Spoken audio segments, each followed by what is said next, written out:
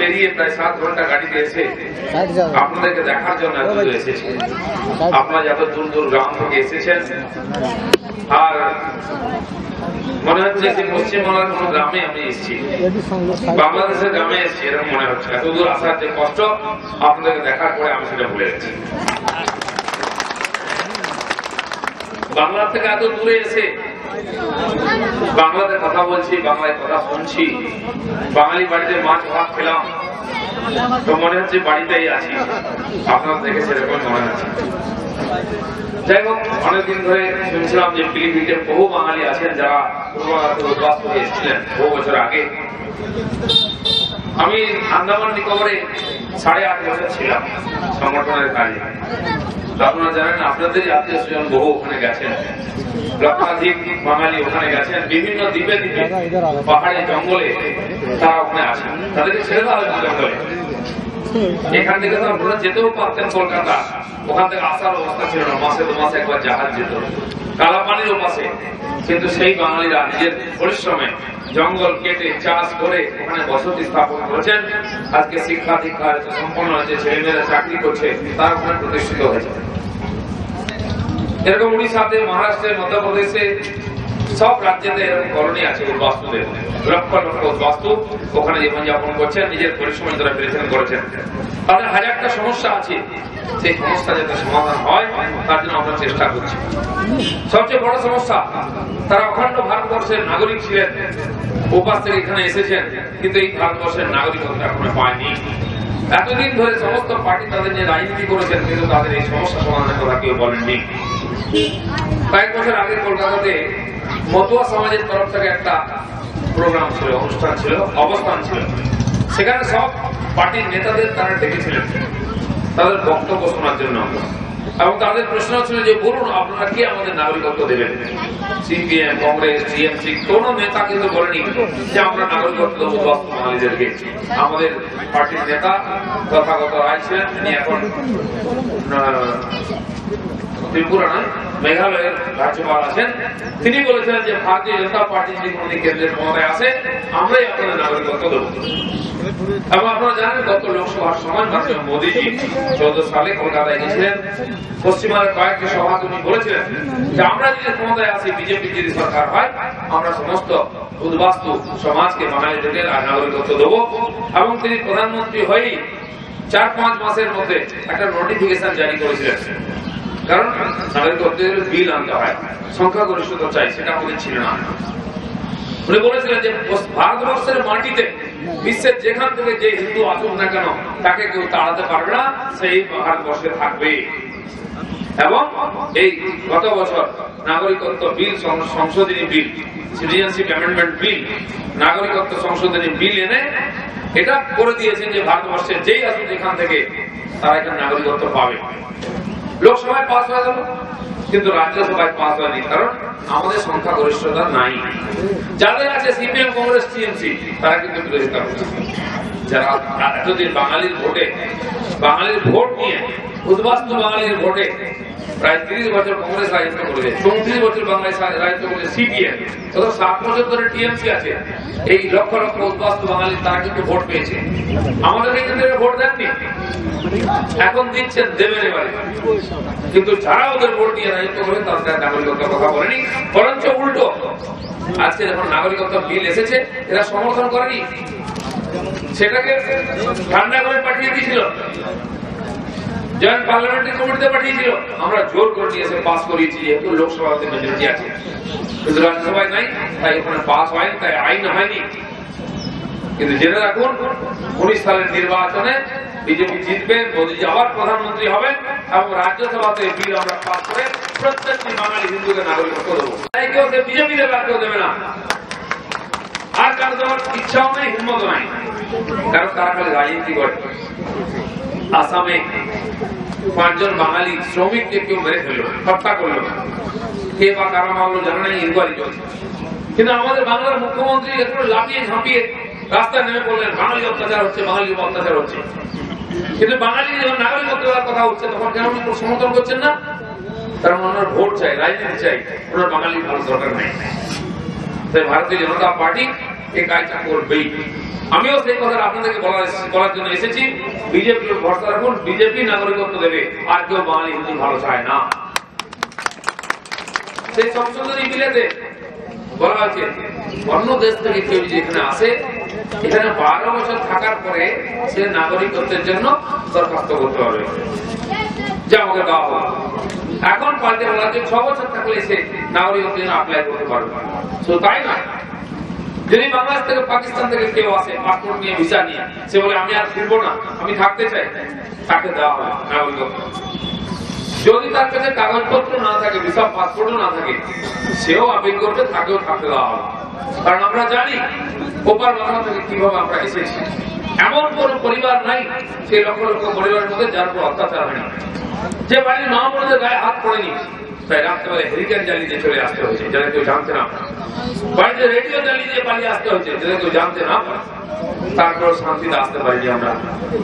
ওপার বাংলাতে যখন আসছি, নদী পার হতে যাবো, বিডিআর ধরেছে, জিনিসপত্র আনতে পারিনি, 2-4টা জামা কাপড়, একটু সোনা দানা ঠাকুমার গেটে বাঁধা আছে, ট্যাঙ্কে বাঁধা আছে, বিডিআর সব করছে, সব একটা করে ছাড়িয়ে দিচ্ছে।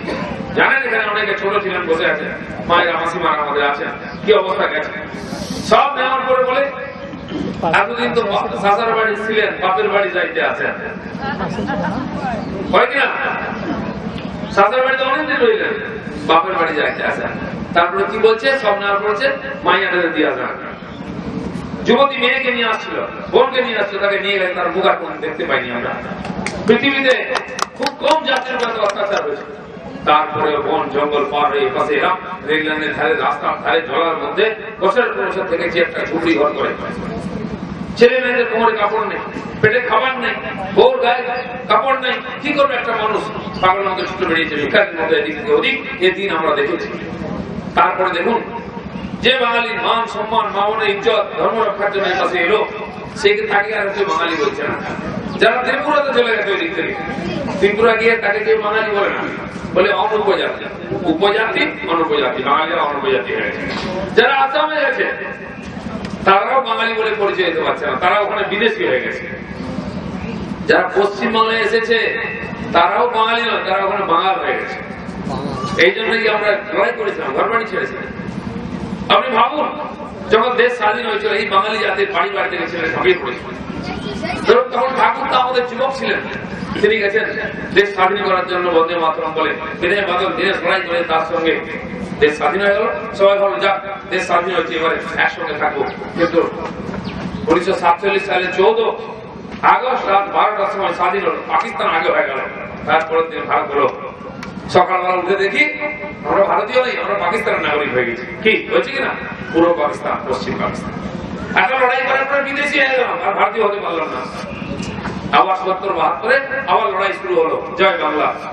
তখন ঠাকুর তার বয়স হয়েছে, বাবা তখন যুবক, তারা ঝাঁপিয়ে পড়লেন, চলো এবারে এই অত্যাচার সাম্প্রদায়িক জীবনযাপন করতে পারবো না, নতুন বাংলাদেশ চাই, জয় বাংলার আন্দোলন। ঝাঁপিয়ে পড়লেন বাবা, লড়াই ঝগড়া, মুক্তি ফৌজ নিয়ে হলো, আবার যুদ্ধ শেষ হলো।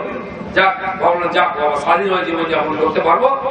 কিন্তু যেমন একবার ভারতীয় থেকে পাকিস্তানি হয়েছিলাম, পাকিস্তান থেকে আবার বাংলাদেশি হয়ে গেলাম, সেই বাংলাদেশ আবার সাম্প্রদায়িক মুসলিম রাষ্ট্র হয়ে গেল। সেখানেও শান্তিতে থাকতে পারছে না। আজকেও যারা ওখানে বাঙালি হিন্দু আছেন, ভগবান বসায় বেঁচে আছে। 12-14 বছর বয়স হয়ে গেলে মেয়েকে স্কুলে পাঠানো যায় না, কারণ বাড়ি ফিরবে কিনা ঠিক না। একটু কিছু টেনশন হলে মন্দির ভেঙে দিচ্ছে, গরু কাটছে, মায়ের গায়ে হাত দিচ্ছে, তাও 14 বছরের ভিটে মাটি ছেড়ে আসতে যাচ্ছি না। এখন লক্ষ লক্ষ কোটি কোটি হিন্দু আছে। আমি 2 বছর আগে গেছিলাম যশোরে, খুলনায়, ঢাকাতে, হিন্দু এলাকায়, তারা তাদের কষ্টের কথা বলেছেন। কিন্তু আজ ভারত একটু শক্তিশালী হয়েছে বলে ওখানকার সাম্প্রদায়িক লোকেরা চুপ করে থাকে, ভয়ে অতটা করতে পারে না, জানে ভারতবর্ষ পেছনে আছে। মোদীজি গেছেন ঢাকেশ্বরী মন্দিরে পুজো দিয়েছেন, সুষমা স্বরাজ গেছেন, আমরা বুঝিয়ে দিয়েছি যে ওখানকার হিন্দুর গায়ে হাত করলে এখানে কিন্তু আমরা চুপ করে বসে থাকবো। কিন্তু দুর্ভাগ্য, এরপরে যারা চলে এসছে হিন্দু, তারা নাগরিকত্ব নাই। আর বাঙালি হিন্দুর যে হোমল্যান্ড পশ্চিমবঙ্গ, ডাক্তার শ্যামাপ্রসাদ মুখার্জি এই পশ্চিমবঙ্গকে দিয়েছেন আমাদের। তিনি জনক।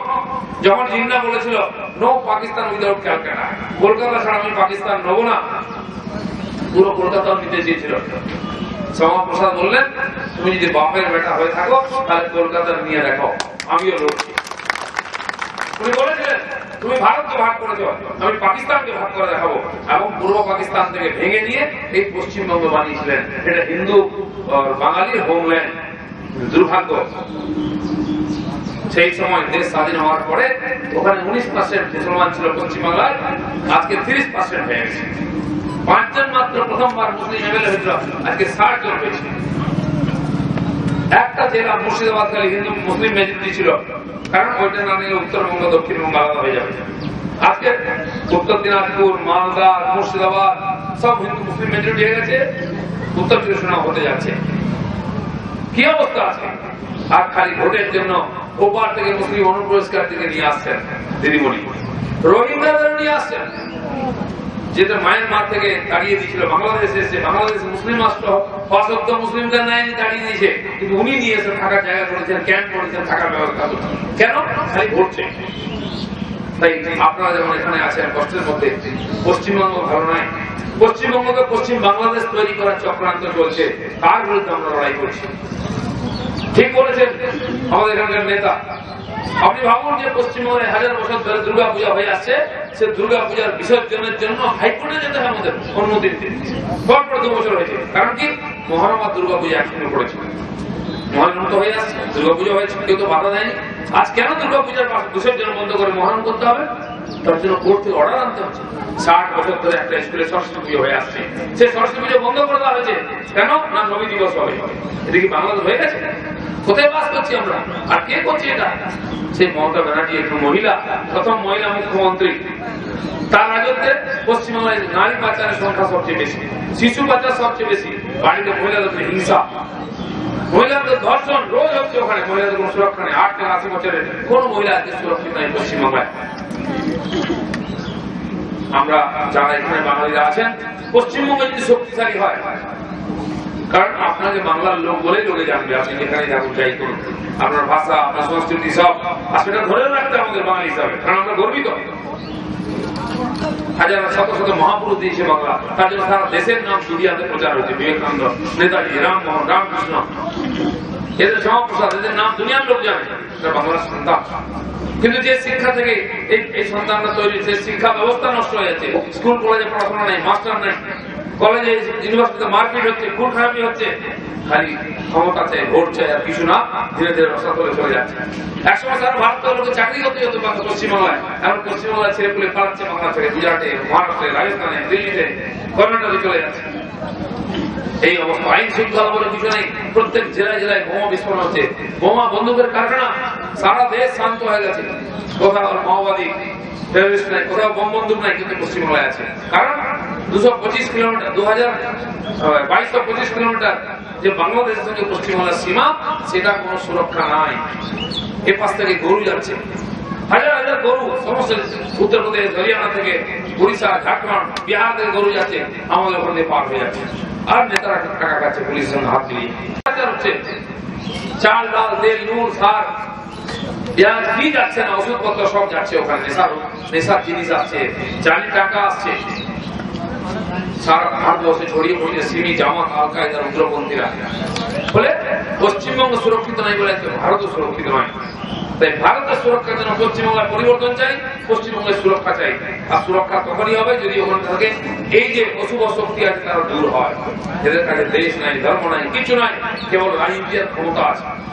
তাই ওখানকার যেমন হিন্দু বাঙালির অস্তিত্ব বিলুপ্ত হয়ে যাচ্ছে, পূজা পাঠ বন্ধ হয়ে যাচ্ছে, মা মনের সম্মান সুরক্ষিত নাই। এই কথাগুলো আমি আপনাদের বলতে এসেছি। আপনাদের নাগরিকত্বের যে সমস্যা এক একজনকে দিয়ে সম্ভব নয়, তাই আমাদের সরকার ঠিক করেছে পুরো বিল নিয়ে এসে প্রত্যেকটি উদ্বাস্তু হিন্দুকে নাগরিকত্ব দিতে হবে। কেউ প্রশ্ন করতে পারো না তুমি কে, কোথা থেকে এসেছো, এছাড়া কোনদিন সমাধান হবে না। এটা মোদীজি করবেন, অর্ধেক করেছেন, বাকি আছে পরের বার প্রধানমন্ত্রীর বাকিটা করবেন, এতে কোনো সন্দেহ নাই। কারণ আমরা চাই যে বাড়ির ছেলেরা গেছিল যুদ্ধ করতে স্বাধীনতার জন্য, আমাদের মায়েরা বলেছেন যা ইংরেজ তোমার দেশ স্বাধীন কর। আমাদের ধর্মকে সুরক্ষিত করতে হবে। এখন মনে হচ্ছে আমরা ভুল করেছিলাম। বেনের বাদল, দিনের সূর্য সেন, এরা বাড়ি থেকে চলে গেছিলেন যুদ্ধ করতে, মা বোনেরা তার জন্য গর্বিত ছিলেন। দুর্ভাগ্য, তাদেরই আত্মীয় স্বজনকে আজকে উদ্বাস্ত এখানে আসতে হয়েছে বাংলাদেশ ছেড়ে। এটা প্রতিকার সহজে হবে না। আমাকে বলছিলেন বাঙালিদের ঘেরাও করা হয়। আজকে বাঙালি মানে কি? সে লেবারের কাজ করতে তামিলনাড়ু যায়, মুম্বাইতে যায়, কর্ণাটকে যায়। কেন? কাজ নেই ওখানে, ভিখারির মধ্যে ঘুরে বেড়াচ্ছে। শিক্ষিত অশিক্ষিত সবাই বাংলা ছেড়ে চলে যাচ্ছে। তো লোকে কেন সম্মান দেবে আমাদেরকে? যে বাংলায় গিয়ে লোকে খেত, ব্যবসা বাণিজ্য চাকরি বাকরি সব, আজকে সেই বাঙালিকে ঘর ছাড়া হতে হচ্ছে। এটা সিপিএমের মধ্যে শুরু হচ্ছিল, কলকারখানা বন্ধ, চাকরি বাকরি নাই, কিছু নাই, ভালো পড়াশোনার জন্য বাইরে যেতে হয়। সেই বাংলার পরিবর্তন আমরা লড়াই করছি। সেটা আপনাদের আত্মীয় যারা ওখানে আছেন তাদেরকে বলুন, বাঙালির সম্মান তখনই বাড়বে বাংলা সম্পন্ন হয়, বাংলা সুরক্ষিত হয়। আজকে বাংলায় কেউ যেতে চায় না, হয়তো বহুত ঝামেলা, মারপিট করি। পঞ্চায়েত নির্বাচন হলো 6-8 মাস আগে, লোকে নমিনেশন করতে দিচ্ছে না, মনোনয়ন করতে দিচ্ছে না, তাই ইলেকশন কি করে হবে? মেরে হাত পা ভেঙে দিচ্ছে, পুলিশ লাগিয়ে দিয়েছে আমাদের লোকেদের পেছনে, 10,000 লোকের পিছনে কেস দিয়েছে, 1,000 লোককে অ্যারেস্ট করে জেলে ঢুকিয়েছে। তারপরে টিএমসি গুন্ডারা আমাদের 1,500 লোকের বাড়ি ভেঙে দিয়েছে, 3,500 লোক ঘর বাড়ি ছেড়ে ঘুরে বেড়াচ্ছে, গ্রামে ঢুকতে পারছে না, ভয় হয় মারবে না হয় জেলে ঢুকিয়ে দেবে। এটা কি ধরনের গণতন্ত্র? এই গণতন্ত্রের জন্য তো আমরা পরিবর্তন করিনি। তারপর ভোটে জেতার পরেও গ্রামে থাকতে পারছে না, গ্রাম ছেড়ে পালিয়েছে। 2100 লোককে আমরা আসামে, বাংলায়, বিহারে, উড়িষ্যায় ঢুকিয়ে রেখেছিলাম। এই ধরনের গণতন্ত্র পশ্চিমবাংলায় চলছে। আর সেই দিদিমণি তার সমস্ত নেতারা আজকে দুর্নীতিগ্রস্ত। প্রায় 20 লক্ষ পরিবার যারা চিট ফান্ডের টাকা রেখেছিলেন, তার টাকার কোনো হদিশ নাই। গরিব মানুষ, কেউ বাড়ির একটু পাকা ছাদ দেবে, টালি ছড়িয়ে, কে মেয়ের বিয়ে দেবে, কে ছেলেকে পড়তে পাঠাবে বলে বিশ্বাস করে টাকা রেখে চিট ফান্ডে সব ঢুকে কে নিয়েছে? তার পার্টির নেতারা। 2জন এমপি জেল খেটে এসেছে, একজন মন্ত্রী জেল খেটে এসেছে, বাকিদেরকে সিবিআই ডাকছে। তাই সিবিআই কে আটকাওয়ার জন্য মমতা ব্যানার্জি বলেছেন পশ্চিমবঙ্গের সিবিআই কে ঢুকতে হবে।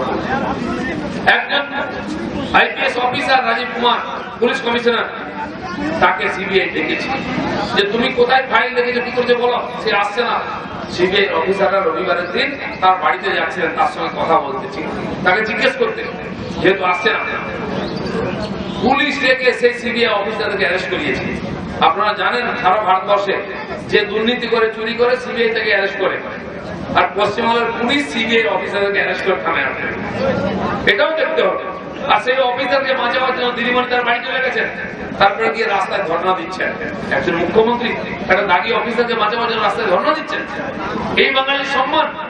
বাঙালি গরিব হতে পারে, কিন্তু সব মাথা উঁচু করে বাঁচে। আমরা প্লেন লিভিং হাই থিঙ্কিং করি, কিন্তু বাঙালিকে চোর বলছে সবাই, দুর্নীতিগ্রস্ত। এর আগে কোনদিন শুনিনি আমরা। তাই সেই কথাগুলো আমি আপনাদের বুঝাতে এসেছি। কোন বাংলায় আমরা বাস করছি, সেই বাংলা থাকবে কিনা বাংলা, নাকি বাংলাদেশ হয়ে যাবে? আপনারা তো আগেই ঘর ছেড়েছেন, যা এখন 9 কোটি বাঙালি আছে ওখানে, তাদের হয়তো উদ্বাস্তু হতে হবে। তখন তো সব রাজ্যে একটু একটু জায়গা দিচ্ছিল বনে জঙ্গলে, এখন তাও দেবে না। যারা নিজের রাজ্যকে রক্ষা করতে পারে না, দেশ রক্ষা করতে পারে না, তাদেরকে কে জায়গা দেবে? তাই আজকে পশ্চিমবঙ্গ পুরোপুরি বাংলাদেশ হয়ে যাচ্ছে। সিমি আল কায়দা জামাতের লোকের দাপিয়ে বেড়াচ্ছে, দুর্নীতি, খুন খারাপ, উগ্রপন্থীর দাপট চলছে, আর এই সরকার তাদেরকে সমর্থন করছে।